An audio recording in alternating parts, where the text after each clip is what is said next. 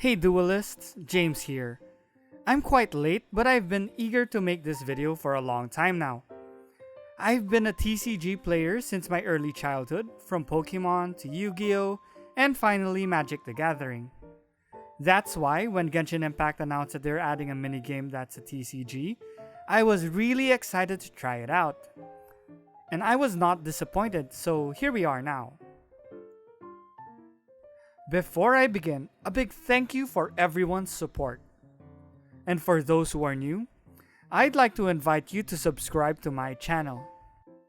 I'd also like to greet you all a season's greeting since Christmas is just around the corner. It's a card game that involves cards and dices. While the story origins of the game is very similar to Yu-Gi-Oh!, the game is most similar to Pokemon among any other TCG games I've played. Basically, knocking out characters and only playing cards on your turn. Right now, the card pool is rather small, and it doesn't involve microtransactions, so it's quite a balanced game.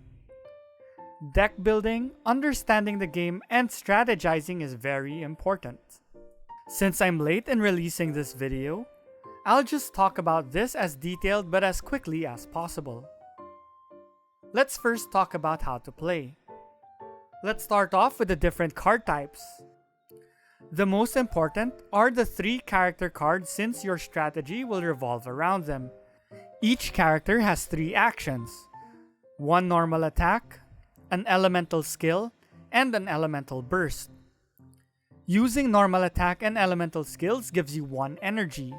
You will need 2 or 3 energy to use a burst depending on your character. There are cards you can use to help support your characters, and we'll go through it here. We have the equipment cards, which you can equip on characters. There are 2 types. There are artifacts and weapons. And you can only equip 1 of each per character. These gives you the effect when you attack with your character or make your attacks cheaper. There are also some that ensure you get the dice you need every time you roll for a new round.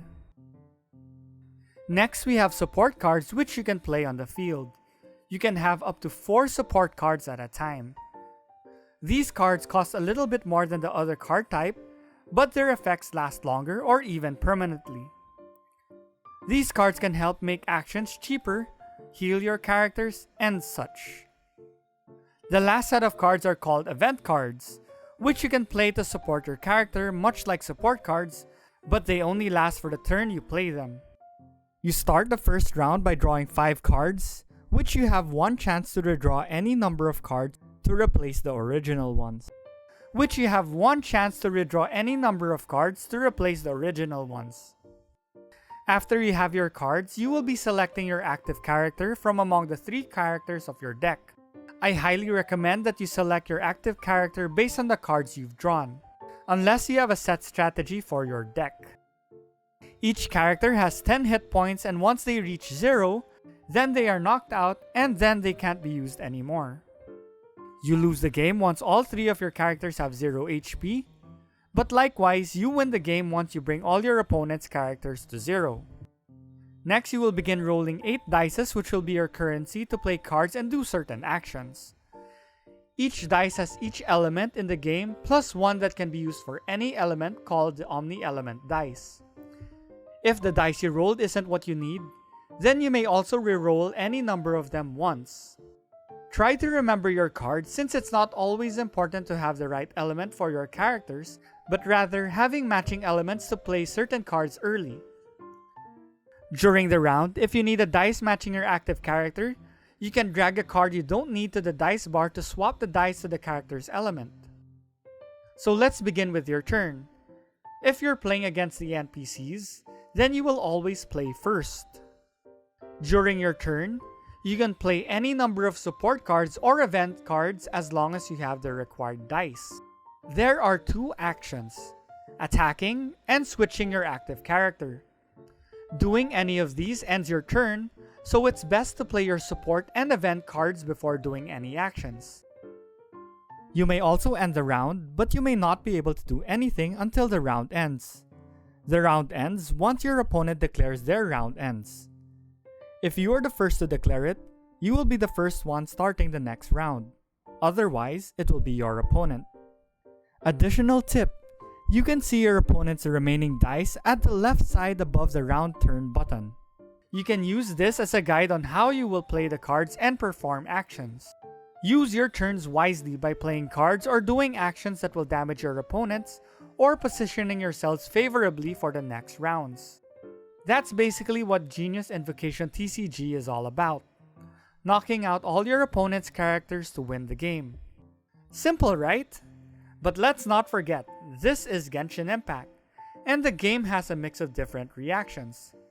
I'll categorize them as the following: the damage boosting reactions, Vaporize, Melt and Quicken, Piercing or AoE damage, Electrocharge, Superconduct and Swirl, and the interruptions such as Bloom, Overload, Freeze, Crystallize, and Burning. Next, let's talk about deck construction. As earlier mentioned, you start with 3 characters in the game, so selecting the 3 characters is quite crucial since it will be the core of your strategy. Here are the tips to selecting your character. Elemental reactions. As I mentioned previously, there are a bunch of reactions you can work with, all having their pros and cons. I highly recommend trying each for yourselves to see which suits you the best. Also, note that there are matchups where certain reactions do better than the other. So observe your opponents well if you're playing against NPCs. I recommend having 2 core elements, and the last is the one that makes the reactions. Next is weapon types. What this means is, if 2 or 3 characters share a weapon type, it will be more productive since you can fit in just the weapon type for the deck and not the others. For instance, in my Overload team, I'm using Razor and Diluc, which are both Claymore users. So I only have to have at most 2 weapon types on this deck. Another is a Freeze team consisting of Shinsho, Ayaka, and Kaya, who are all swords users, so you only have to have swords as equipments in the deck. Additionally, you have more flexibility with your turns with shared weapons versus one with different types. For the support and event cards, it should be complementary to your characters. I highly recommend prioritizing dice management, having cards that ensure you roll the dice you need every round. The 3 dice cost artifacts ensure you to roll 2 dice of its respective element. Support cards like Jade Chamber ensures you start a round with 2 element dice of your active character. Additionally, Jade Chamber and similar stack so you can have sure dice once you set these up. There are a few more other cards that you can use as well. As mentioned earlier, weapons are damage boosting, and some have special effects that can help you through the game. Another one I recommend is having energy management. Having these help you get your burst as quickly as possible since they normally deal the highest damage or have the best effects. Some decks revolve around the burst, so this priority can even go higher. Last is to your preference between healing and drawing cards. You can also have both, but choose so accordingly. Drawing is a decent effect because you can dig deeper in your deck and get the cards you may need, more so if you're having a combo to do stuff like one-turn kills. Last is deck testing. It may sound like common sense, but trying out the deck against easier NPCs is best to fine-tune your deck.